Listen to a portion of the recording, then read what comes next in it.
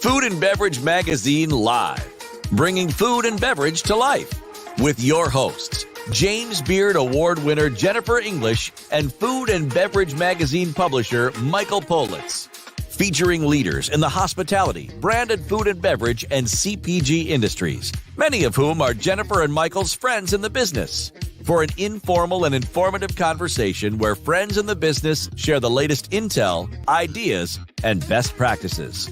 Live, juicy inside scoop from the tastemakers, newsmakers, bread bakers, drink shakers, spoon lickers, clam diggers, farms, foodies, and friends of the food and beverage magazine world. Here are your hosts, Jennifer English and Michael Politz. Well, hello, everybody, and welcome. I'm Jennifer English, editor-at-large of Food and Beverage Magazine, and this is Food and Beverage Magazine Live. In the midst of the pandemic, we all took a hit. Every industry was impacted, every family, every person, every county, every state, everywhere. This is no joke. We are respectful of the consequences of this devastation, and yet we continue to ask the question, what can we do to help, and where is the silver lining? On our quest for the silver lining, we found Mr. Silver Lining today. We found him on Clubhouse, that new social media application that is allowing people to connect in ways like never before. But this is not about Clubhouse. This is about the fact that there are governmental resources beyond the PPP that you may or may not know about that can help you. If you're an operator, if you are a restaurateur, if you're looking to open back up, if you're looking to start a new business or a restaurant, there are resources for consumer packaged goods, farms, there are restaurants, cafes, food trucks, food delivery services, ghost kitchens. There is a ton that is possible today. And there's a lot of money out there waiting for you.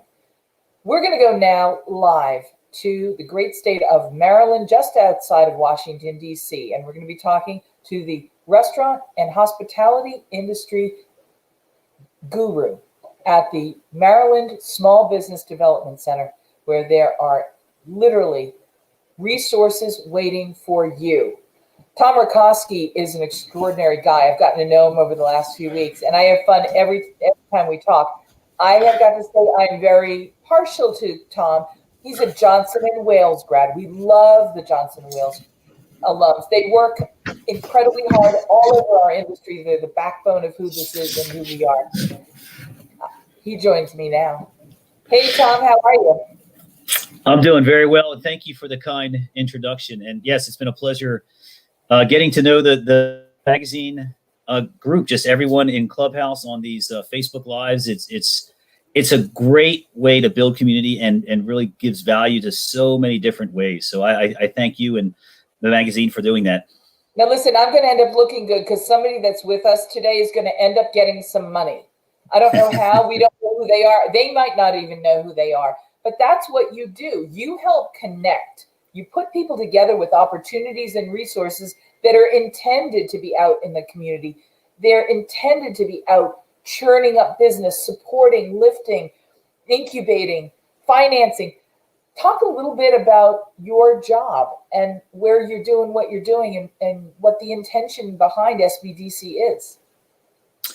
Sure. The SBDC is it's an arm. It's a branch of the Small Business Association, and we're really the consultants. We do three things. We help train people and staff. We go out there and we help connect not only lenders, PPPs, grants, different industries.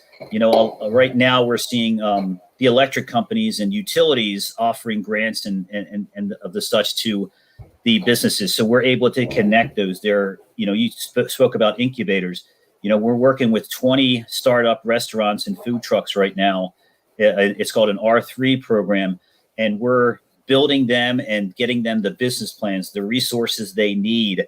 And that's the big thing that we do is just to let people know and operators and restaurateurs that there is help out there. And, I owned my own restaurant for many, many years. and it's lonely sometimes. So sometimes just to have a consultant to speak to work your ideas through is just a huge help. And that's really the big thing that we're doing is connecting, not only lenders, government, financial, situations, but just bringing communities together, restaurants to restaurants. One thing that your magazine does great. People are listening and saying, but I don't live in Maryland. And one of the things that really blew my mind when we were talking is you said there are organizations like yours in literally every state. They're all over the country. Would you talk a little bit about how what we're talking about today exists where everybody lives already? Absolutely. Every single state has an SBDC. I'm in Maryland, so mine's called the Maryland SBDC. If you were in Texas, it would be the Texas SBDC. Puerto Rico has one, and there's the District of Columbia has one. And they're usually broken up into regions and counties and population centers, and they're usually headquartered out of a university. But if you just go to America's SBDC or your state SBDC, you can get connected. You sign up. It's a simple process, and someone will reach out to you, and they'll help you with anything, whether you're starting a business, whether you've been in business for 20 years, whether you want to continue with your restaurant and expand it, franchise it, whatever you want to do. They can help you. So yes, America's SBDC. You are an expert in the restaurant and hospitality industry, and that's your sector of SBDC, not only funds, but you mentioned consulting. I don't think that people could imagine that such amazing value dropping resources exist in every state. Would you talk a little bit more about that? Because we're psyched to have you on today because we knew you would bring the value. And we knew you'd be dropping a bunch of information that'd be like hyper useful to people. And this is like a small business mastermind class. This is really valuable for people. Would you talk a little bit about the consulting piece? Because people might not realize guys like you are out there doing this kind of thing. Yeah, I'll share real life examples. I had a restaurant give us a call, and they had to make the pivot. They had to make the pivot from doing dine-in only to now completely online and pickup. And I was able to go to the restaurant to map out what it would look like. We were able to negotiate parking spots so they could do their pickup area there because they didn't have a drive-through window. So we were able to show them how to make that pivot. We have a digital marketing and a digital analyst specialist on staff. Allie was able to go in, look at their presence, pivot their presence into a online. This particular restaurant also was able to coordinate. We call it co-opetition, where it was a hardware store that they paired up with that wasn't in their neighborhood, but was about 2 miles up the road. But they had a great relationship with them, and they were able to do food drop-offs there, meaning I could order dinner for my family because I didn't want to drive the 2 miles. And at Friday at 5:30, it was there. And they were getting 20 to 30 orders every Friday, which was, to start your day off at 5:30 and already have $1,500 in the bank. It was amazing. By month 3, their business was doing more than from the time that it started. So it's that's just one example. Food trucks, bringing them and hooking them up with to teaching them that I sense a lot of the third party, the DoorDashes of the world, let's say, are not particular, but we teach people also to use them as a marketing tool to get them to get that initial connection and then convert them into your customers on your platform, and look at it like that piece. So it's looking and bringing value to your restaurant in a different way. And I'll sum it up like this: is we teach you to work on your business, not in your business, if that makes sense.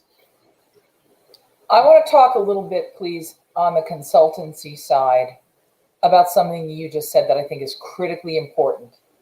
People get blocked because they say, this is my business and this is how you run a restaurant. And this is, and they box themselves in and they have limiting beliefs because they think, well, all I can do is what I've always done. And sometimes it takes somebody from the outside with fresh eyes to say, but look at all these people waiting for your food. If you just did this and came here to this parking lot and teamed up with our digital marketing team, you could have that $1,500 of orders at the start of the day that make it worth getting out of bed in the morning for. And that's only going to grow. Would you talk a little bit about how you encounter that kind of blocked perspective that many operators encounter along the way, that they just can't come up with their own workaround? Can you help us really just identify your experience with that? Absolutely. It's a great question, because it's probably the first thing that we encounter. I encounter, any consultant encounters. And, because I primarily deal with small businesses, the first thing I try to teach people is their number one value to their community. And that number one value they bring is 76% of any customer wants to buy local. You want to buy local. Your community wants to buy local, but only 36% do. And you got to figure out where those friction points are. And 99%, let's say 95%, by just stepping outside of your business. So this is step one, is, understand who you are and what you are and your product, and that people do want your product. And then taking the owner, the management team outside of their business and have them be the customer. Hey, get online, order food. Is it easy? Is everything spelled out on your website? Do you know where to pick it up? When's it going to be ready? Is there communication? Are you getting a text message back? And all these programs exist. Literally, they're in your POS system for most people, or you can buy a third-party app to link them together. And then the next step is in your actual business. Walk through your business. Put on that. You'll never get a second chance. You'll never see your restaurant for the first time. So you kind of got to put you take those blinders off, as you said, and just walk into your restaurant as a guest and experience it. Does it look clean? Is the signage? Do you feel safe? If you were looking around, would you buy there? Would you buy from you?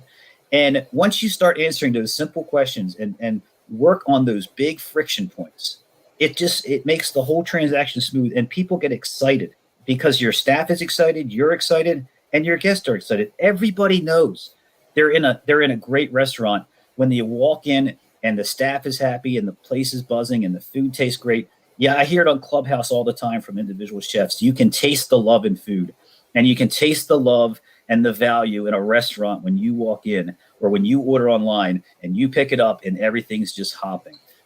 I hope that answers the question. No, it totally does. And one of the things I want to come back to, because you said a lot, you bring the value, you crush it that way. And I'm using all of the parlance of our mastermind mega business guys. But I want to distill it down this way. What you just told me is that it's the job of every entrepreneur, no matter what kind of business they operate, whether it's a restaurant or a food truck or a gift shop, it doesn't matter. Even if it's just an only online business like a ghost restaurant. What I heard you say is we have to help people understand that we have to make it as easy and painless as possible to do business with us. That is so essential. Yeah, it's 100%. And we talk about, removing those friction points, and, can you create a great guest experience? How do you do that? And you do that by, the other thing is talking to your guests. Get out there. I hear all these chefs on Clubhouse, and owners and operators. Get out there, talk to your chef, talk to your staff, ask them, hey, what frustrates you about the experience here? And then, feedback is the breakfast of champion. Write it down and then plan it.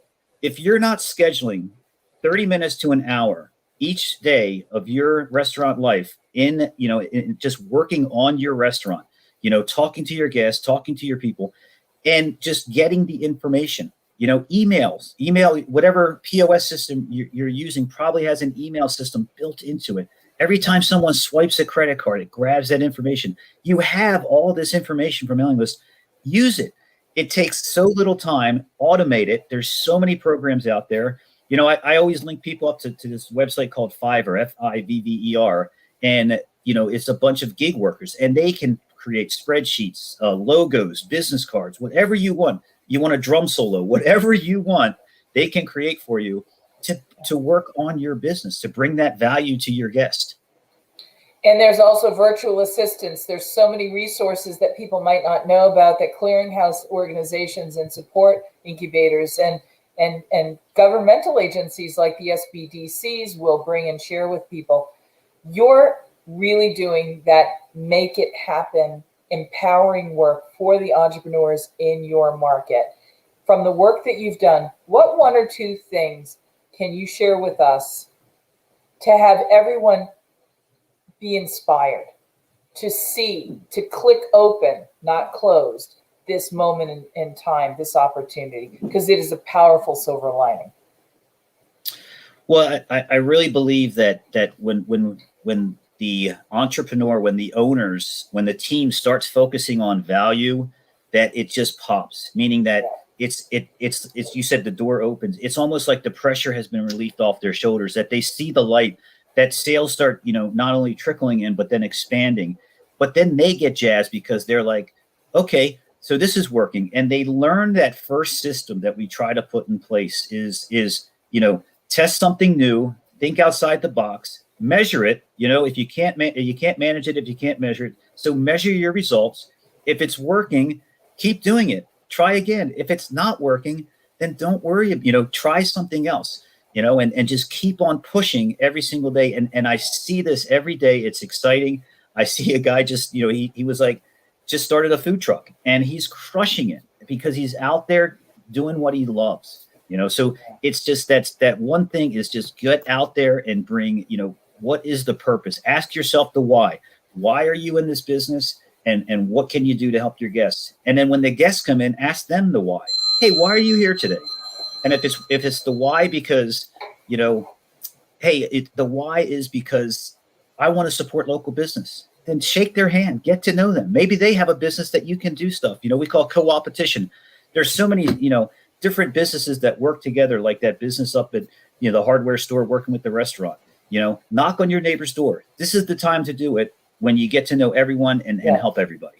Tom Racosky from the Maryland SBDC, helping 2025 entrepreneurs right this minute make the difference, get back open, be the silver lining for so many, be the silver lining for the Food and Beverage Magazine community, both online and offline. I can't thank you enough. Is it okay if we make you our go-to guy? I'm pumped. I have a whole team that would love to talk. You ever want to talk about digital marketing or franchising? We have people who want to help, which is just, and they're experts. I mean, I do my thing, others do your thing, and it's yes, whatever you need, I exist for your happiness. All right, I got to tell you, we have actually started a business, and I'll talk about this with you offline. But where right now is the most glaring, wonderful opportunity for anybody that is listening that needs to find their next gig and their next opportunity?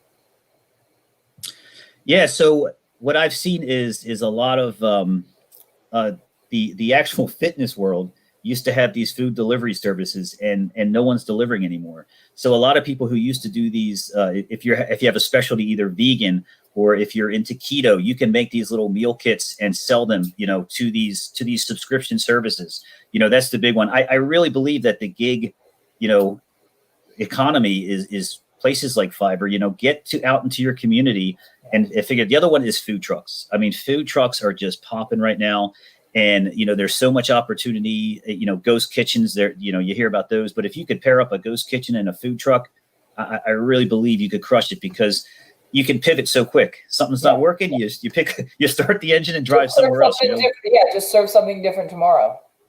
Right. Because we saw pizzas are just blowing up, anything that's, QSR, quick serve restaurants are just exploding right now because everybody wants the to-go mobile order, quick, service. So that's it, Well, what travels well?